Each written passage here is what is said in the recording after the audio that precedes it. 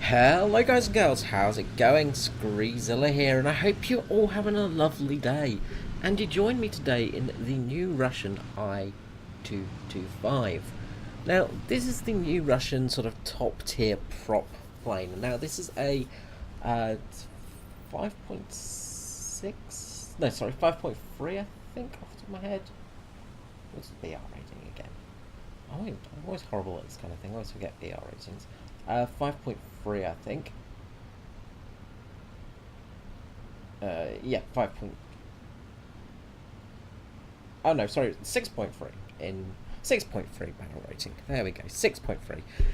Yes, much worse than I was thinking. Yeah, so 6.3 battle rating. So basically, you're going to be fighting jets a lot, and you're going to be fighting with jets, early tier jets a lot.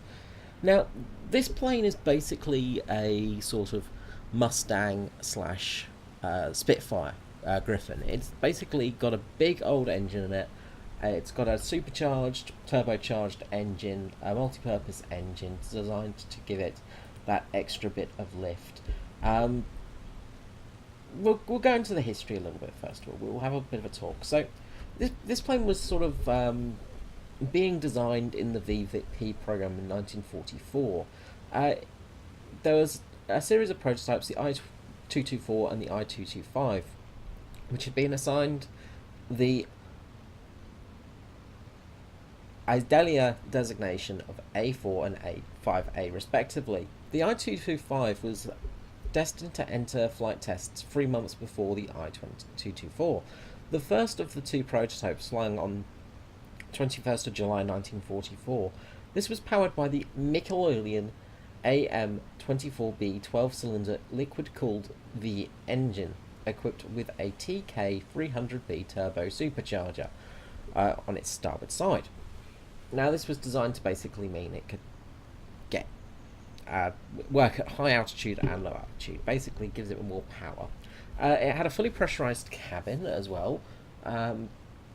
Around about 60mm of armoured glass and an 8mm armoured seat. The plane was flown, it was all metal construction as well. It was flown for the first time on 21st of July 1944. On August the 2nd, it attained a speed of 707 kilometers per hour at 8,500 meters. 2 days later, unfortunately, on its 15th flight, the engine seized at 15 meters and the plane crashed and was irreparable. It was pretty much buggered. The second prototype was not flown until 14th of March 1945. They were testing it with a slightly different engine. It was powered by the AM-42FB engine with similar ratings to the other one. It attained 726 kilometers per hour, however, which at the time was believed to be the highest speed attained by a Soviet piston-engined fighter. The plane was fast. It had a good engine. It had a good climb weight. Now, it's got a slightly interesting wing design with a slightly gull wing design, but it has. It's a rather pretty looking plane, and it's a rather cool looking plane as well. Unfortunately, it's not a very good plane, at least stock. Now, of course, I can't give you the full detail until this plane is completely sort of aced and stuff like that. I mean, it's running. Basically, I've just got the rounds to select unlocked, so I can just choose a different ammunition belt. Now, the Forschvac and guns on the nose of the plane are relatively good. They're pretty much centered. It means you've got very good firepower. You're going to drop a lot of lead very quickly. Unfortunately, you do only have a tiny amount of ammunition. The ammunition on this plane is woeful. You have 100 rounds in each gun. So basically, you can get around about 6 bursts out of the plane before you lose all your ammunition, and that can be very frustrating. It really can be a thing of just driving you nuts. The plane is not really suited for low altitude either. It's not a very good turner. This plane loses energy so very quickly. It's just it's beyond a joke almost. Now we're flying at sort of the climb. As you can see, the climb rate is very good. We're almost at 20,000 feet already, and we're still getting some decent speed. This thing has got a really good climb rate. Sort of that's the big advantage of this thing. The climb rate is fantastic. The rate of climb is about 16.6 meters per second. The problems start to come though with the turning, with the maneuverability of this plane. You don't have combat flaps, for instance. The flaps you've got are just takeoff and landing flaps. Your turn time is about 20.5 seconds, but this thing is heavy and its roll rate is really not very nice. This plane does not like to roll. It doesn't like to turn very well. It's not really a very good turn fighter. Now right here we've got a Lancaster, and we're just going to shadow him for a bit, let him get his bombs off, just because I'm a bomber pilot and I know how frustrating it is to get killed before you get to your bomb target in a Lancaster. It's a hard old grind. One of the other issues of this thing is it is an inline 12-cylinder engine, and the actual engine it is the McKillian AM42, I believe. Yeah, 42, which is the same engine you get in things like the IL-10, and it's a big lumpy engine basically. Now this has been tuned up, of course. This is a highly tuned version of that engine. It's not the same one as you get in the IL-10, of course. It's designed to have more power, and it does definitely have that power. The engine has a maximum power stock of 1,625 horsepower, a takeoff horsepower of 1,755. It's a relatively heavy plane as well, with 996 kilograms of weight. So it's not really a very light plane, and it's just not very maneuverable. Now you'd think with the slight gull-wing design it would just help it with turns a little bit better. I was hoping this plane would be quite good at manoeuvring at high altitude, but it really doesn't feel it. And when you get into those turn fights, when you actually get into sort of fights that involve having to be quite nimble, this plane really, really does struggle. And in all honesty, it's a bit of a lemon. The problem is 6.3 is one of those BRs that's very hard, because there's basically things like the Mark 21, or whichever one it is, the Griffin Spitfire, the Top Spitfire, the Seafire, the Tempest, the Mustang, the new Mustang, the 124, whatever it is. But you know, there are very good planes at this BR, and this plane, although it's got the turning time and things like that, it basically feels like a P-47, but not as nimble. And we all know the P-47 is not that nimble to begin with, so a less nimble P-47 is not something you really want. And that does cause quite a few problems. Now this Lancaster looks like it's dropped its bombs. It's got over target, so I'm just keeping an eye on it. And we are going to go in for it any second now, and I'm going to show off the guns. Now this is where this plane does come into you know, its own element. It's got some very good guns with the Forschwach 20mm heavy cannons in the front. This thing just rips stuff apart. You know, if something gets in your sight and if you get on target, you are going to cause so much damage. Now we're just getting over this Lancaster. We don't want to get sort of behind it, so it could be a Mark III, so it could have 50 cals, so just want to be careful. So we're just going to roll in, we're going to go fast, go in, we start firing, and that is one dead Lancaster. That's how quick it is. The guns are very good, and they do cause quite a lot of damage. Speed-wise, this plane is good. It's got some really good speed. You know, as you can see, it's not sluggish. It's got some good dive speed, but I do find in a dive, it isn't the fastest plane out there. You don't actually really get huge amounts of speed in it, which is weird. You know, when you're going in for that dive, you will be if you're say chasing a Spitfire or a even a Jug, you know, or a Mustang, they're gonna just get away from you because they are much faster in a dive. It's just it isn't that fast, and that makes it problematic. Now it's got a maximum speed of about 700 kilometers per hour, which is about 525 miles per hour, I think it is.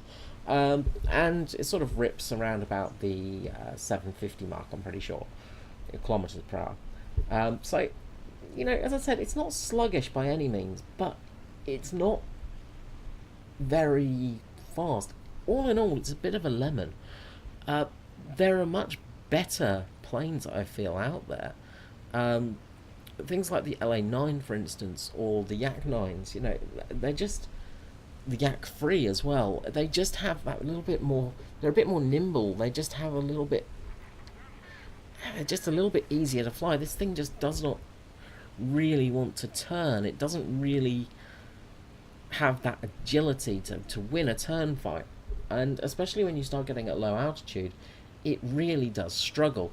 Now we're just going to zoom forwards quickly, so I will be right back with you. A few moments later. And we're back. So, it is a pretty plane, and it is a cool looking plane. This is the thing I do like about it. This plane does look mean. It does look cool. It's a very neat looking vehicle. But problems I've had is in a fight, the cooling system pretty much gets hit every time. The wings, as soon as you take any damage on the wings, it's just a pig to maneuver, and it's not a great maneuvering plane to begin with. I've seen a couple of people that really like this plane, and yeah, I think, you know, it could be a good plane, but I think you have to have it really heavily upgraded before it becomes a great plane. It's just, you know, it's stock syndrome, of course, but it's just not great. So now we're going to go into a dive to get to this SB. So the SB2 there, we're going to start getting in a dive. So as you can see here, we've got in a dive, and this is with WEP on, this is full power, and as you can see, the speed just isn't coming on this plane. You know, you just, you know, this is a relatively deep dive, and we're just not getting that speed up. We're starting to get there slowly. We're getting to the 400 marks, you know, but it's just such a strange feeling that the plane doesn't have that dive speed, and it can really affect you. As I said, the only good thing about this plane is the guns for me. It does have really amazing guns, but just that lack of dive ability, that acceleration, basically. The acceleration is where it struggles. And that's really where it hurts. So we're just going to go head on with this SB2, and we're just going to keep slightly to the side so he can't hit us. We set off some cannon rounds, and he is gone. And that's, as I say, where the plane gets good, is just with those cannon rounds. It's just very strong with those shots, but you can't really do much. It loses a lot of energy as well when you start turning. As soon as you start turning, the energy just is zapped out of this plane, and that really hurts it too. You know, you just can feel the plane just really being sluggish. So that's the end of this match. So we're just going to head back to the hangar. And as I said, this plane is a good looking plane. It does look great, but 6.3, this plane is... it's not great. Now, as I said, you do have armour. They've actually not modelled the armoured glass on the front, which is weird, because from all the data I've been reading, it should have 60mm of frontal armour. So the fact that you don't get that in-game is kind of worrying. So head on with this plane is dangerous, but there is a chance you're going to get pilot sniped, and I have been pilot sniped a fair few times. You've got the rear armour, of course, which does bugger all, but having no front plate armour does really affect this vehicle. The engine, as I said, is okay. It's got some decent horsepower. Sorry, the engine's weight is 900 kilograms. The actual weight of the plane in total is a lot more, 3,000 kilograms, which, you know, is a heavy old plane. It's a big lump of Soviet metal, and just the lack of rounds for the guns as well really does affect it. They are very nicely grouped, which does help, and they have got the long barrels to them as well, so they are pretty accurate. You know, if you get sort of within 500 meters of a target, you're going to take it out with pretty much ease. One thing I have noticed is the ammunition you've just got to be a bit wary of. I've been using the armored target ammunition because I found that's been the best at the moment. I was using the tracers for a little bit because people were telling me that's the best option, but I was finding they were just sparking far too much and causing no damage. So the armored targets, with the incendiary rounds on them, they do tend to work quite well. They do overpenetrate quite a bit, but you do sort of, luckily there is that fragmentation shell in there as well, so it can be quite good. Honestly, probably stealth is your best bet, but you just want to get used to the actual handling of the plane and the guns, things like that. Upgrades wise, there's not much. You can upgrade the cannons, and then there's just your usual upgrades. I think once it's aced, it will be a little bit better, but still, the handling is not great. It's average. That's the best way I could put it. It's average. It's got the redeeming feature of those guns in the nose, but they have so little ammo, you don't get much use of them. You're going to probably be able to get two kills in one sortie before you have to RTB, which is very frustrating. And usually, if you're having to do that and then take off again, the game's going to be over. If you're in a situation where you're in a really close dogfight, it is very hard to keep up with the enemy. The enemy planes that you are facing at this tier and this BR are usually going to be better at turning than you. They have better acceleration. This thing doesn't have great acceleration either. It doesn't pull up very quickly. It takes a while for it to get there, and the energy retention is really not very good. So yeah, you sort of have to be very mindful of it. It's not a bad bomber hunter though, I will give it that. This plane can be a good bomber hunter, so there is that for it. As you saw with that Lancaster, we took it out pretty easily, and facing even some of the American bombers like the B-29, it can just rip through that with no trouble at all. But again, you do have that issue of being pilot sniped quite often, just because of the lack of any protection in the frontal area. Alright guys, well, have a great day, and I will see you all again soon. Bye bye.